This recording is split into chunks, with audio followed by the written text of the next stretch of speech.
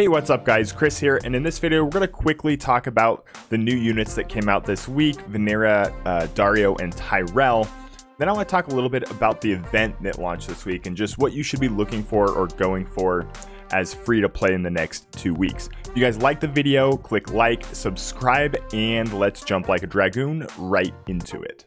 Before we get into the units in the event, I wanted to mention one thing real quick, is that in JP they actually updated the friend store, the arena store, the PvP store, and the guild store to feature unit shards. So that's something we'll probably see come to global in a little while.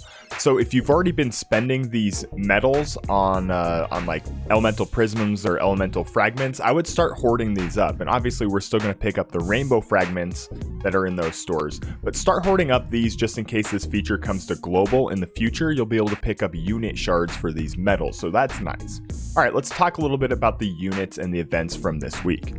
Now, obviously, we had the launch of Vinera this week, and a lot of people have been looking forward to this banner.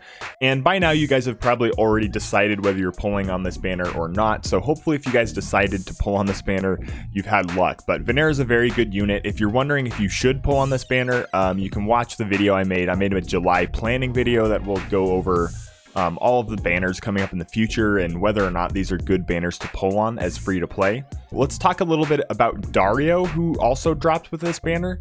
He's going to be a tank unit. As a free to play player, we're never going to pull on a banner just for an MR unit. And Dario's, it's not that he's a bad unit, but Dario's not going to be a tank that's that much better than Mont. So if you don't already have Mont built up, I would just spend those resources on Mont.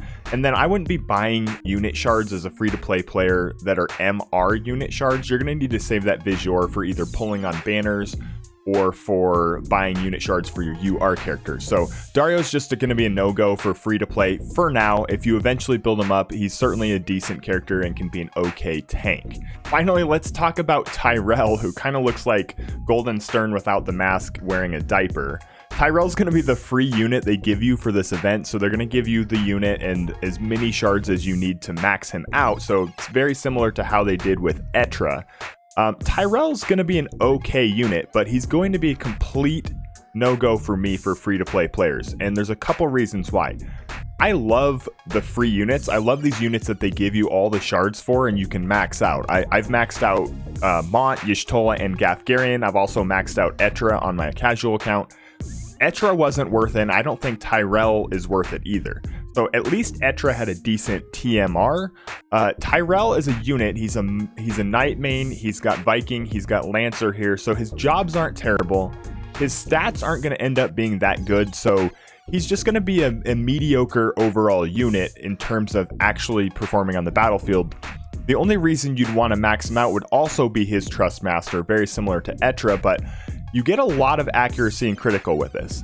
And people have been saying that this is a good Trust Master, and I agree, it is a good Trust Master, but if you've been playing the game since launch like I have, you might either have an Alexandrite ring or you might have like a critical Rasal Gethi or something like that. You're going to have other equipment that's going to give you these stats of critical and accuracy. And so while it's not a bad Trust Master, I don't feel like these two stats together give you enough outside of the equipment you might already have to warrant spending rainbow fragments just to get this, because you're not going to spend rainbow fragments just to make Tyrell a useful character.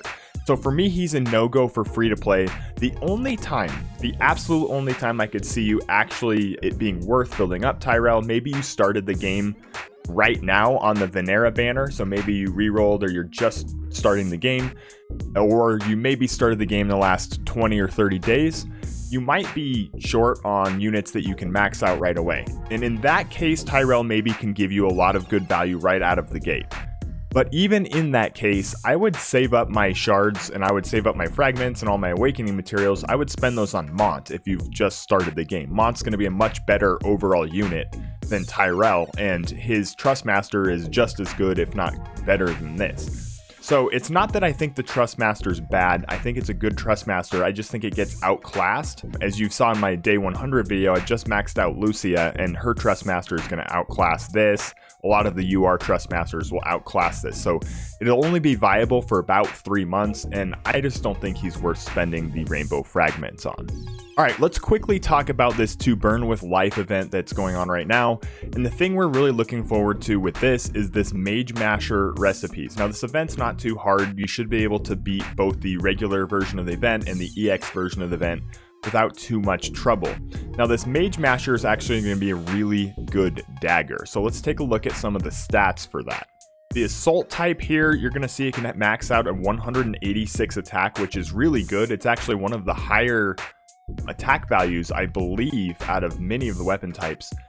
Aim version, we're not going to go for the aim version. Accuracy is not too hard to come by, especially for thieves. You should be okay in accuracy. The critical version is also a good alternative if you don't have a lot of attack seals. So one thing you're going to see is if you drop attack seals on here, the attack's going to be about 159 on an average roll, which means that with attack hammers, you can actually very feasibly reach this 186 max attack value. So I think assault's going to be what you want to go for here, just because it's feasible to actually max out the attack, and that you can't say that about a lot of the weapons. If you're less risky, you really want to make sure that you get max stats out of this. This crit is not going to be a bad choice as well. The only drawback to the Mage Masher is going to be that there's not many characters that can use it right now. Vinera can use it, and then you have the thieves like Vistral and Vadim.